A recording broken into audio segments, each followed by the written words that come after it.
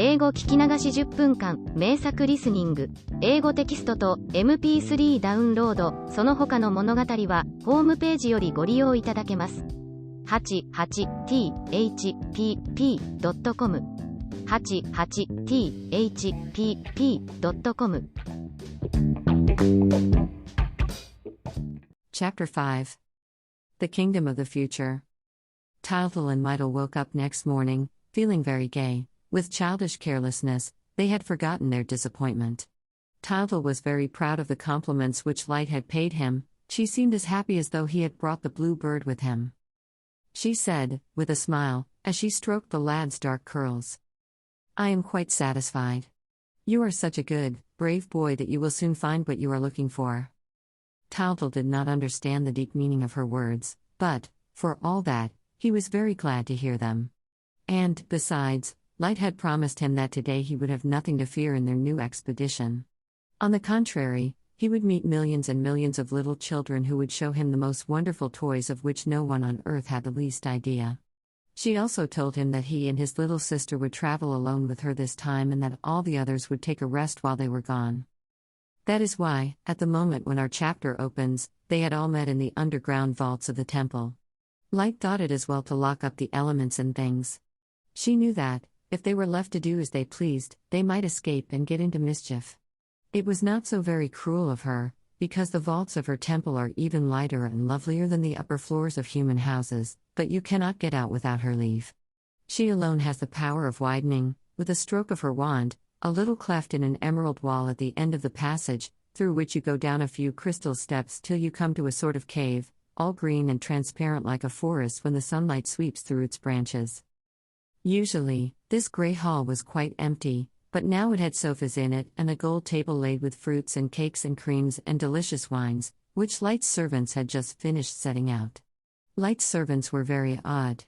They always made the children laugh. With their long white satin dresses and their little black caps with a flame at the top, they looked like lighted candles.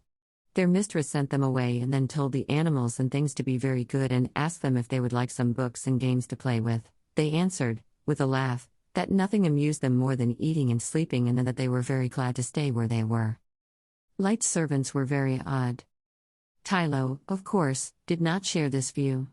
His heart spoke louder than his greed or his laziness, and his great dark eyes turned in entreaty on Tildel, who would have been only too pleased to take his faithful companion with him, if Light had not absolutely forbidden it.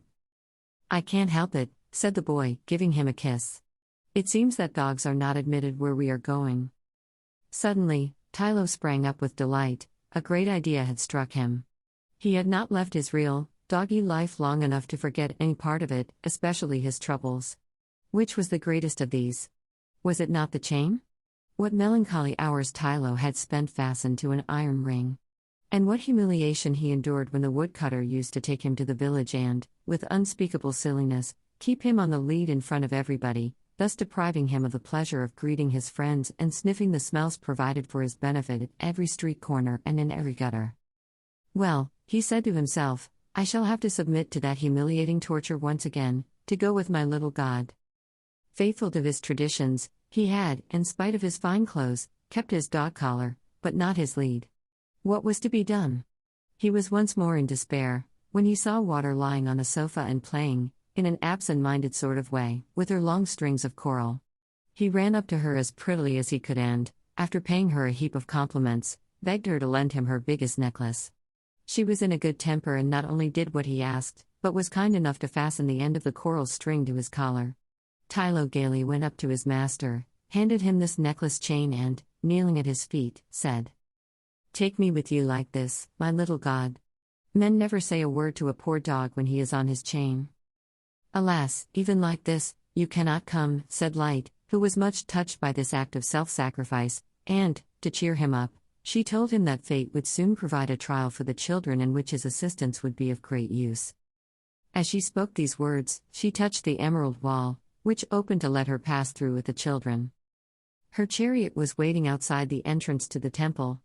It was a lovely shell of jade, inlaid with gold. They all three took their seats, and the two great white birds harnessed to it at once flew off through the clouds. The chariot traveled very fast, and they were not long on the road, much to the regret of the children, who were enjoying themselves and laughing like anything, but other and even more beautiful surprises awaited them. The clouds vanished around them, and, suddenly, they found themselves in a dazzling azure palace.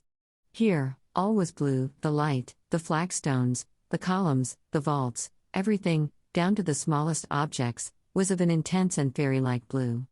There was no seeing the end of the palace, the eyes were lost in the infinite sapphire vistas. "How lovely it all is," said Tildal, who could not get over his astonishment. "Goodness me, how lovely! Where are we?" "We are in the kingdom of the future," said Light, "in the midst of the children who are not yet born.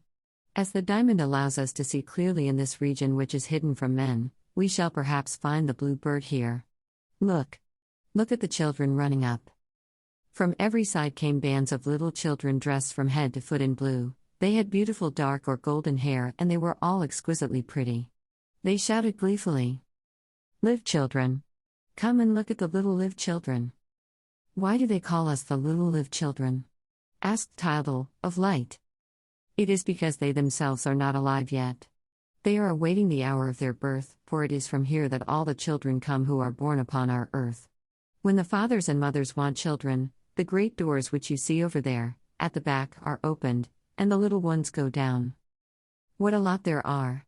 What a lot there are!" cried Tildal. "There are many more," said Light. "No one could count them. But go a little further, you will see other things." Tildal did as he was told and elbowed his way through, but it was difficult for him to move because a crowd of blue children pressed all around them. At last, by mounting on a step, our little friend was able to look over the throng of inquisitive heads and see what was happening in every part of the hall. It was most extraordinary. Tildal had never dreamed of anything like it. He danced with joy, and Myrtle, who was hanging on to him and standing on tiptoe so that she might see too, clapped her little hands and gave loud cries of wonder. All around were millions of children in blue, some playing, others walking about, others talking or thinking. Many were asleep, many also were at work, and their instruments, their tools, the machines which they were building, the plants, the flowers and the fruits which they were growing or gathering were of the same bright and heavenly blue as the general appearance of the palace. Among the children moved tall persons also dressed in blue. They were very beautiful and looked just like angels. They came up to Light and smiled and gently pushed aside the blue children, who went back quietly to what they were doing, though still watching our friends with astonished eyes. One of them, however, remained standing close to Tildal. He was quite small. From under his long sky-blue silk dress peeped 2 little pink and dimpled bare feet. His eyes stared in curiosity at the little live boy, and he went up to him as though in spite of himself. "May I talk to him?" asked Tildal, who felt half glad and half frightened. "Certainly," said Light. "You must make friends. I will leave you alone, you will be more at ease by yourselves." So saying, she went away and left the 2 children face to face, shyly smiling. Suddenly, they began to talk. "How do you do?" said Tildal, putting out his hand to the child. But the child did not understand what that meant and stood without moving. "What's that?" continued Tildal, touching the child's blue dress. The child, who was absorbed in what he was looking at, did not answer, but gravely touched Tildal's hat with his finger. "And that?" he lisped. "That? That's my hat," said Tildal. "Have you no hat?" "No, what is it for?" asked the child. "It's to say how do you do with," Tildal answered. "And then for when it's cold." "What does that mean, when it's cold?" asked the child. "When you shiver like this, brrr. Brrr, said Tildal. "And when you go like this with your arms," vigorously beating his arms across his chest. "Is it cold on earth?" asked the child. "Yes, sometimes, in winter, when there is no fire." "Why is there no fire?" "Because it's expensive, and it costs money to buy wood." The child looked at Tildal again as though he did not understand a word that Tildal was saying, and Tildal in his turn looked amazed. "It's quite clear that he knows nothing of the most everyday things," thought our hero, while the child stared with no small respect at the little live boy who knew everything. Then he asked Tildal what money was. "Why, it's what you pay with," said Tildal, scorning to give any further explanation. "Oh," said the child, seriously. Of course, he did not understand. How could he know, a little boy like that, who lived in a paradise where his least wishes were granted before he had learned to put them into words? How old are you? Asked Tildel, continuing the conversation. I'm going to be born soon, said the child. I shall be born in 12 years. Is it nice to be born? Oh, yes, cried Tildel, without thinking. It's great fun. Audiobook. Living in Kyoto by Hidemi Woods. Now on sale in online stores. 44 available distributors. Apple, Google Play, Amazon Audible, or else.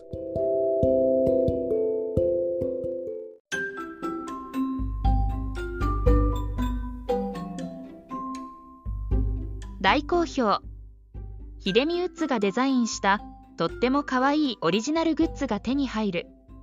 トートバッグ、缶バッジ、ステッカー、T シャツ、トレーナー、パーカー、文具、その他いろいろ、エリゼン .com で見てみてね。erizen.com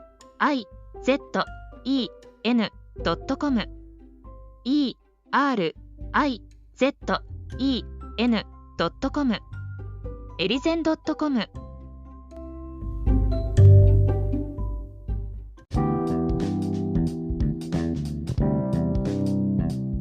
英語聞き流し10分間名作リスニング。